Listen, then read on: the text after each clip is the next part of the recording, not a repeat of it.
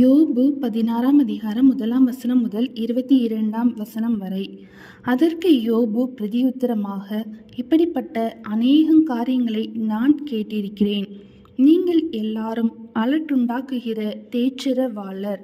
காற்றைப் போன்ற வார்த்தைகளுக்கு முடிவிராதோ? இப்படி நீ உத்தரவு சொல்ல உனக்கு துணிவு உண்டானதென்ன? உங்களைப் போல நானும் பேசக்கூடும். நான் இருக்கும் நிலைமையில் நீங்கள் இருந்தால் நான் உங்களுக்கு விரோதமாக வார்த்தைகளை கோத்து உங்களுக்கு எதிரே என் தலையை துலுக்கவும் கூடும். ஆனாலும் நான் என் வாயினால் உங்களுக்கு திடன் சொல்லுவேன். என் உதடுகளின் அசைவு உங்கள் துக்கத்தை ஆற்றும். நான் பேசினாலும் என் துக்கம் ஆறாது. நான் பேசாமல் இருந்தாலும் எனக்கு என்ன ஆறுதல்? இப்பொழுது அவர் என்னை இளைத்து போக செய்தார். என் கூட்டத்தையெல்லாம் பாழாக்கினீர். நீர் என்னை சுருங்கி போக பண்ணினது அதற்கு சாட்சி. என் மெலிவு என்னில் அத்தாட்சியாக நின்று என் முகத்துக்கு முன்பாக உத்தரவு சொல்லும். என்னை பகைக்கிறவனுடைய கோபம் என்னை பீறுகிறது. என் பேரில் பற்கடிக்கிறான். என் சத்துரு கொடிய கண்ணினால் என்னை பார்க்கிறான். எனக்கு விரோதமாக தங்கள் வாயை விரிவாய் திறந்தார்கள். நிந்தையாக என்னை கன்னத்தில் அடித்தார்கள். எனக்கு விரோதமாக ஏகமாய் கூட்டம் கூடினார்கள். தேவன் என்னை அநியாயக்காரன் வசமாக ஒப்புவித்து துன்மார்க்கரின் கையில் என்னை அகப்பட பண்ணினார். நான் சுகமாய் வாழ்ந்திருந்தேன்.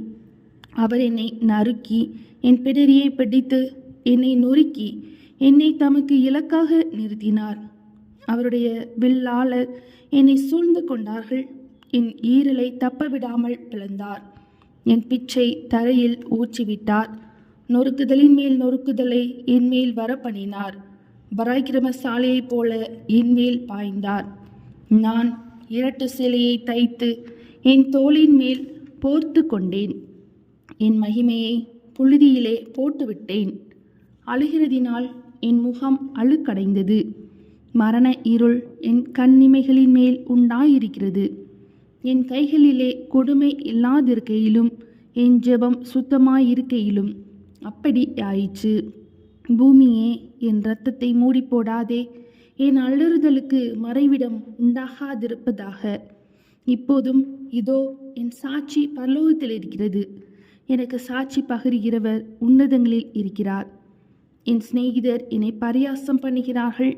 என் கண் தேவனை நோக்கி கண்ணீர் சொரிகிறது. ஒரு மனுபுத்திரன் தன் சிநேகிதனுக்காக வழக்காடுகிறது போல தேவனோடே மனுஷனுக்காக வழக்காடுகிறவர் ஒருவர் உண்டானால் நலமாய் இருக்கும். குறுகின வருஷங்களுக்கு முடிவு வருகிறது. நான் திரும்பி வராத வழியே போவேன். யோபு 16 அதிகாரம் முடிந்தது.